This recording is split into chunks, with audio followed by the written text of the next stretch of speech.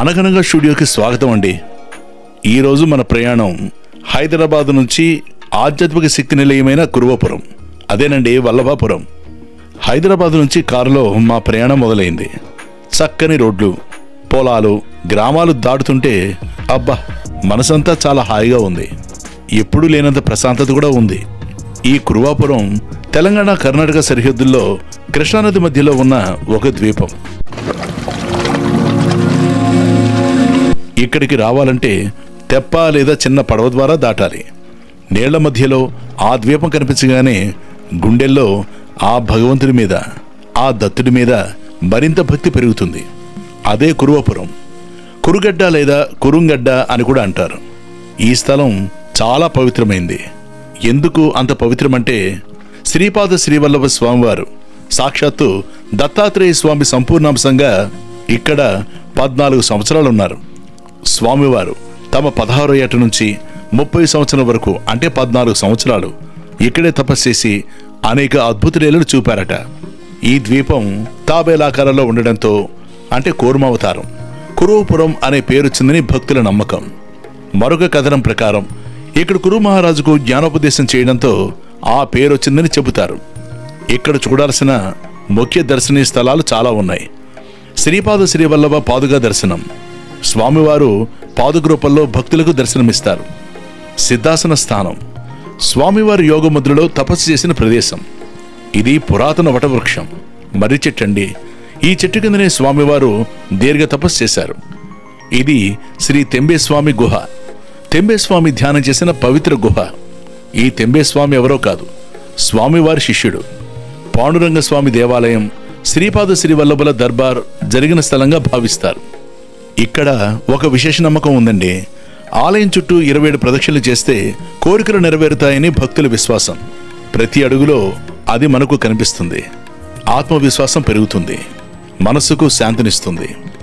ఈ స్థలానికి వచ్చిన భక్తుల రోగాలు, కష్టాలు తొలగిపోతాయని, ఆరోగ్యమైన సంపన్నమైన జీవితాన్ని పొందుతారని ప్రగాఢ విశ్వాసం. ఆశాయ వస్త్రం కరదండధారణం కమండలం పద్మకరేణ శంఖం చక్రం గదాభూషణభూషణాఢ్యం శ్రీపాదరాజం శరణం ప్రపద్యే.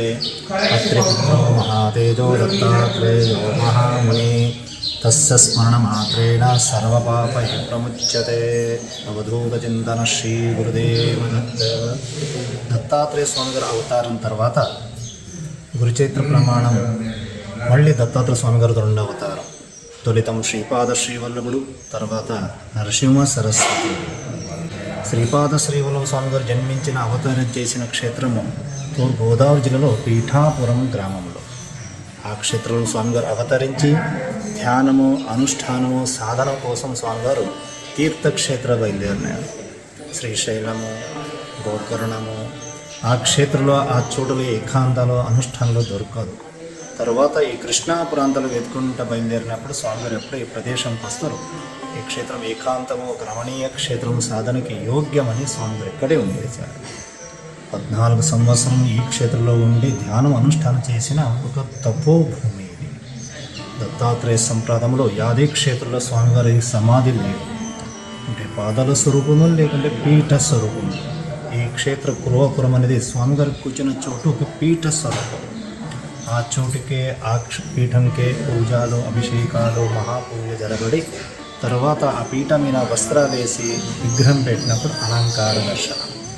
ఒకరోజు త్రిమూర్తి స్వరూపంలో, ఒకరోజు శ్రీపాద శ్రీవల్లభ స్వరూపంలో, ఒకరోజు నరసింహ సరస్వతి స్వరూపంలో స్వామివారి అలంకారం జరగదు. 800 సంవత్సరాల పురాతనలో స్వామివారు అవతరించినారు. 14 సంవత్సరం ఈ క్షేత్రం ఉన్నారు. ఈ క్షేత్రము కర్ణాటక రాజ్యంలో రాయచూరు జిల్లాలో 30 కిలోమీటర్ అంతరంలో కృష్ణా రివర్లో, అంటే నది మధ్య ద్వీపం రూపంలో ఉన్నది. ఈ క్షేత్రం రావాలంటే చుట్టూ నీళ్ళు, యా దిక్కు నుంచో వస్తే కూడా మీరు బోట్లో రావాలి, బోటులే వెళ్ళాలి. ప్రస్తుత పరిస్థితుల్లో ఇక్కడ ఎక్కువ సౌలభ్యం లేదు. స్వామి గారు నదిలో, తర్వాత వచ్చిన భక్తులు ఇక్కడ పారాయణ రూపంలో, జపం రూపంలో చేసుకుని స్వామి గారి అనుగ్రహం తీసుకుంటూ చేరుతున్నారు. ఇప్పుడు ఈ క్షేత్రం ఎట్లా ఉంటే భక్తులకి ఒక యాత్ర అనుభవం దొరుకుతుంది. ఎట్లా వెళ్ళాలి, ఎట్లా ఉంటే యాత్ర చేస్తే ఏం ఫలం దొరుకుతుంది. వాహనం సరిగినప్పుడు మీకు ఆ యాత్ర అనుభవమే దొరుకుతుంది. లైన్లో వచ్చి రావాలి, ప్రత్యేకంగా అప్పుడు మీరు రిసిప్ట్ తీసుకున్నాలే ఆ లైన్ వేరే ఉంటుంది, విఐపి దర్శనం వేరే అంటే ఒక ప్రత్యేక లైన్ ప్రారంభించినప్పుడు యాత్రలకి ఒక అనుభవం దొరకదు క్షేత్రం యాత్రని. ప్రస్తుతంగా స్వామిగారు ఈ క్షేత్రం రావాలంటే బోటు ముఖాంతరం రావాలి, బోకుటు ముఖాంతరమే మీకు బయలుదేరాలి. ఇది కృష్ణా నదిలో మధ్య ద్వీపం ఉన్నది. ఆంధ్ర అదే తెలంగాణ ప్రాంతంలో వచ్చేసి గుడికి దగ్గర అవుతుంది మీకు. అదే కర్ణాటక ముఖాంతరం వచ్చేస్తే నది దాటిన తర్వాత గుడి వరకు నడుచుకుంటూ రావాలి. తక్కువ ఒక 2 కిలోమీటర్లు నడుచుకుని వస్తే గుడికి రావాలి. తెలంగాణ ముఖాంతరం వచ్చేస్తే బోటు గుడి ముందరమే వచ్చేస్తుంది. ఈ క్షేత్రం వచ్చిన భక్తులకి ఉండనికే వసతి సౌకర్యము, పారాయణ చేసుకునే సౌకర్యము, ఉచిత భోజనాలు సౌకర్యం చేస్తున్నాం. ఒక పెద్ద హాల్ చేసినాం.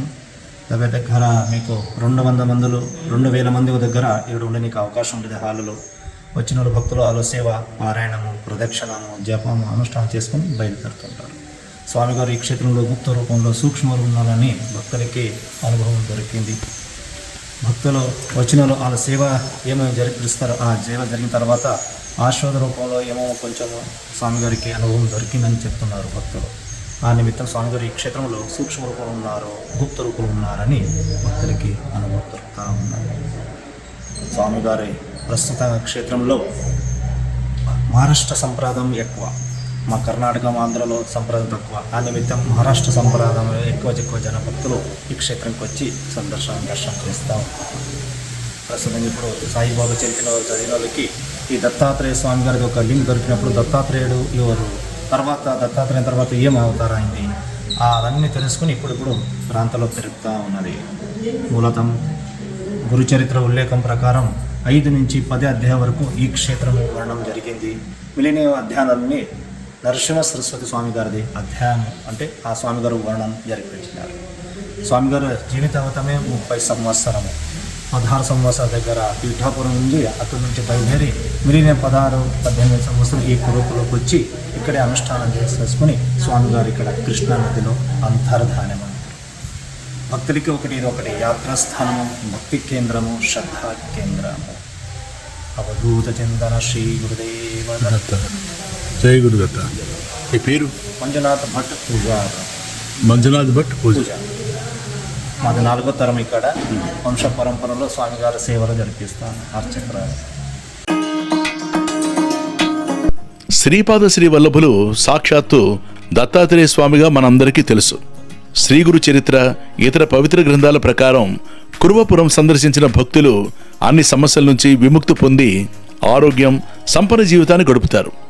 ఇక్కడ స్వామివారు జలసమాధి కృష్ణానదిలో అంతర్ధానమయ్యారని కూడా చెబుతారు. తిరిగి అనేక సంవత్సరాల తర్వాత నది నుండి అనఘాదేవి సమేతుడై బయటకొచ్చారట. స్వామివారు యోగముద్రలో కూర్చున్న ప్రదేశంలో ప్రస్తుతం గుడుంది. ఇది శ్రీపాద శ్రీ వల్లభులు తమ దర్బార్ నిర్వహించిన ప్రదేశం.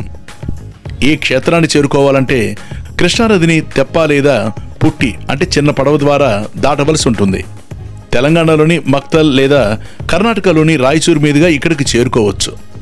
ఇలాంటి పవిత్రమైన కురువపురం యాత్రలో మేము అనుభవించిన ఆధ్యాత్మిక శాంతిని మీతో పంచుకున్నందుకు చాలా ఆనందంగా ఉంది. మీరు ఈ వీడియోని ఇష్టపడినట్లయితే లైక్ చేయండి, షేర్ చేయండి.